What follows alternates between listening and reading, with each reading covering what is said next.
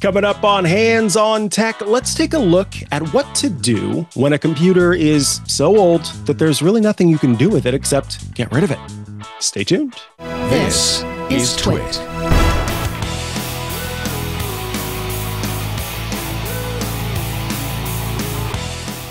Hello and welcome to this spooky episode of Hands on Tech. It is October. Happy October to you. And today we are kicking things off with a question from a lovely listener who wants to know what to do with some old machines. Let's take a look at this question from Lori. Lori writes, I have had many Macs over the years, and I need to get rid of them safely. Some are as old as the G3 and G4 and G5, and one is an iMac 2013 that just stopped working one day. I know I could remove the hard drives from the towers, but the iMac is closed. Is it secure to send the iMac to Apple to recycle, or will they even take it? How about the older Macs? Are the tower cases worth anything? Should RAM be removed? If the computer starts, should I erase the drives? Thanks in advance for your answers. I really need to clear up some storage space, and those old computers are taking up a lot of room.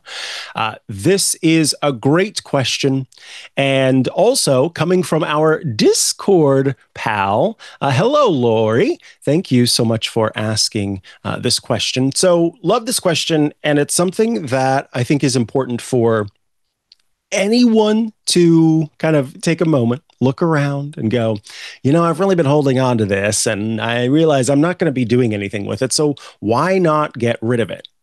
When it comes to machines that are still in working order, I always recommend, if you aren't planning on holding on to it yourself, looking around for local programs for donating older machines. There are often lots of opportunities, perhaps at your local library, perhaps at a local school, where these machines could be taken and repurposed. And so that's something to bear in mind. But when you've got machines that are so old that it's kind of like, okay, this is getting into junk territory, you should first and foremost understand that most of the devices that come from Apple will take back for recycling.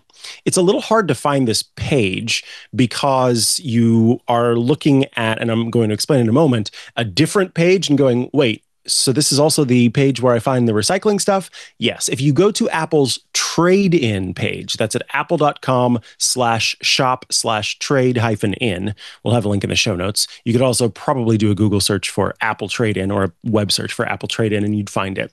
And you will see that the last option, because it shows iPhone, Apple Watch, iPad, Mac, Android, the last option is recycling on this page. And when you click on that, Apple will ask you what it is that you're trying to recycle. You tell it that you are trying to recycle a computer in this case, and it will then provide you with an option to recycle it by giving you a prepaid shipping label. Now, here's what's important to understand about this. When it comes to recycling old tech, Apple actually has a company that it works with called ERI, which is Electronic Recyclers International. And ERI is the company facilitating these electronics recycling options. But here's what's great about it. According to ERI, it's the, quote, most certified ITAD company in North America. That just means IT disposal, getting rid of those devices. And has lots of compliance. And in fact, ERI is responsible for recycling like medical e-waste and all, businesses, all sorts of stuff. So working with ERI, you are working with a company that has certifications and continues to be certified in you being able to send off your stuff and not worry about the data. That said, I can understand having the little bit of anxiety that sending it off with data intact could mean that somehow your data is pulled from it. And so there are ways to go about taking care of that. Before I get to that, though, I do want to quickly mention something that I've heard come up quite a bit with people getting new phones and, new phones every 2 years, every 1 year in some cases, every 3, whatever it happens to be. You get a new case each time, right, for that device.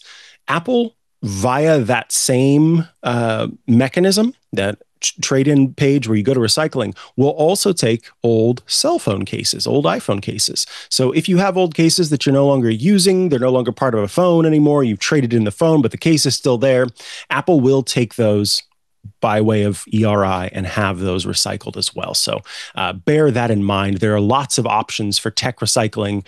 As I mentioned, even Android devices that you may not be able to get a trade-in value for, but would be something that could be sent in. I have used this process before, and it was very easy. Boxed it up myself and put the little label on there that they provided to me, sent it off. I think it was UPS, if I remember correctly, and all good to go. So let's talk about what it means when it comes to your 2013 iMac. You said it won't start, and if you can't get it to start, so you therefore can't erase it yourself, some options for you. You could take it to a local computer repair shop and have that shop remove the drive and then give you the drive. They can be opened, and so that could be something that you do. That way, you have the drive. You can either choose to erase it yourself, or you can keep it as a backup. Another option I've linked to in the show notes, or we will link to in the show notes, not Apple, but iFixit's guide for a hard drive replacement on an Intel iMac from 2013. It's not really that much of a difference whenever it comes to this for it to be the 21.5 inch or I think the 27 inch at the time, because the basic process of what you were trying to do is going to be the same. So if you wanted to, Lori, if you felt up to the task, you could follow along with this hard drive replacement guide up to the point where the hard drive is visible and available to you. You take out the hard drive and you handle it from there however you choose. Whether you put it into another machine or you go about erasing it or destroying it completely, physically destroying it, however you need to do that to be able to gain access to that. But again, I mentioned that you can send it to Apple as is because those recycling partners are required to handle data destruction properly and have that sort of backing of these different certifications when it comes to data destruction. For the G3, G4, G5 Power Macs, if they do start up, yes, go in and erase the drives first. You can boot from the OS.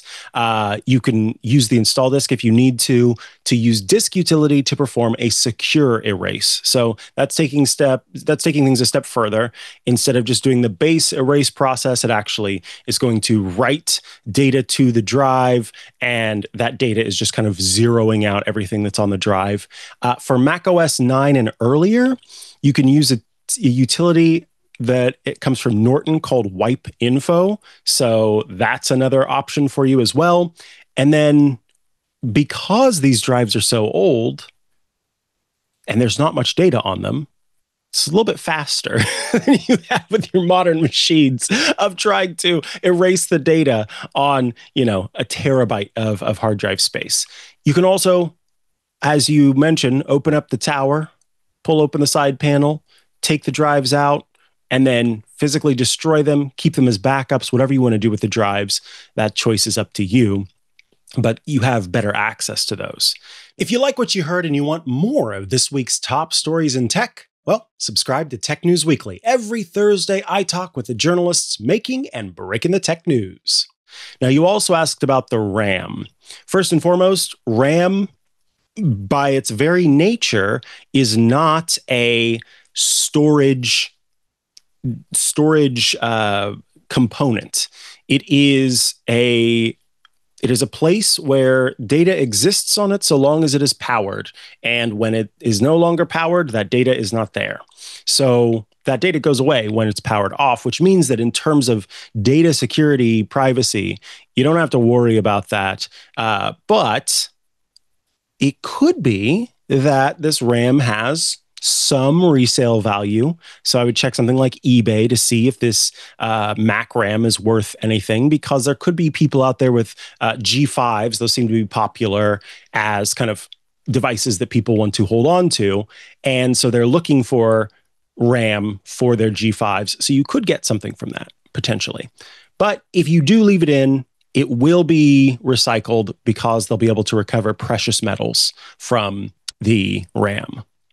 Now, as far as the tower cases themselves, G3 and G4 cases, not really worth much. Looked into it. I was seeing stuff from like $10 to $30. G5 cases, a little bit more valuable because they are of interest to enthusiasts. So potentially $50 to $100. They are made of aluminum. People like G5s. People do things with G5s, mod them and all that kind of a thing. So yes, you can make a little bit more from that. Basically, once again, check eBay to look for G5 cases, G3 cases, G4 cases that have been sold, and use that to kind of inform what the current market value is for that. So there are some options for you, Lori, in terms of potentially getting something back from it. But in the end, Apple and ERI can take them off of your hands. So let's kind of do a little rewind, recap moment. Erase any drives that you can via software. Physically remove drives from the towers if you want absolute security. The 2013 iMac can go to Apple Recycling as is, or use a local computer repair company to get the drive out, or use Lori's computer repair company to get the drive out using that iFixit guide. Check for the RAM and the G5 case values before getting rid of those in case you are looking to get something from it. And then you can also look to other companies. Best Buy is another example of a place where you will often have electronics recycling, but I am not aware of their specific policies on data protection. I would imagine that they also say that they have lots of data protection in place. That is something, that you just have to bear in mind. I also wanted to mention, I forgot to mention it up at the top, Apple does have a page that is specific for helping you find e-cycle centers near you. So that's, electronics recycling centers near you. So you can actually, if your state is one of the places listed, you can click on it and then learn about local places where you can recycle electronics. So it's a little bit easier than having to send it in. But there are quite a few options available to you, Lori, when it comes to recycling your older Macs. Now, with that, I want to mention a great little follow-up from Kevin. Kevin had written in to ask me about Windows ESU, which was the ability to continue to use Windows 10 and have an extension on the security updates. And so Windows extended security updates, giving Kevin the ability to keep using Windows 10 for just a little bit longer. There was supposed to be a way to use some of the points that Kevin had earned over time to have this option show up to actually go into this Windows 10 ESU mode and be able to continue, again, to use Windows 10 with security updates in place. For some reason, it wasn't showing up. Looked into it and provided some options to Kevin. Kevin wrote back with this. So listen, if you're a person with Windows 10 who's not ready to jump to Windows 11 and wants to make use of Windows 10 ESU. Kevin says, "Hello, Mikah. Thanks for answering my questions on the show.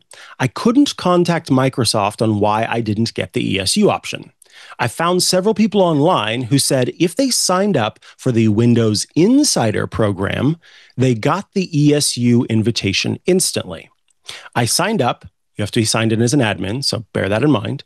Then immediately went to check for updates, and there was the ESU option. Had I not done that, I don't think I would have gotten the option with days left. Thought you might want to tell others." So there's a little pro tip from Kevin.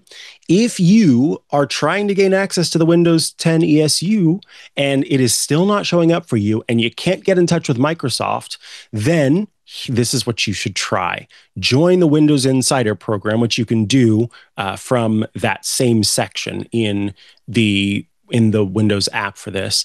And then from there, it's supposed to kind of click in place and give you access to that ESU option. So thank you, Kevin, for writing in with that. I appreciate it. And hopefully that helps someone else out there who's going, I just want to keep using Windows 10 for a little while longer. I respect it, and I am glad that there is a solution. All right. With that, if you can believe it, we have reached the end of this episode of Hands on Tech. I want to thank you so much for tuning in. If you have questions for me, if you need your questions answered, reach out. HOT@twit.tv is how you get in touch. I look forward to hearing from you and answering your questions again next week. Bye-bye.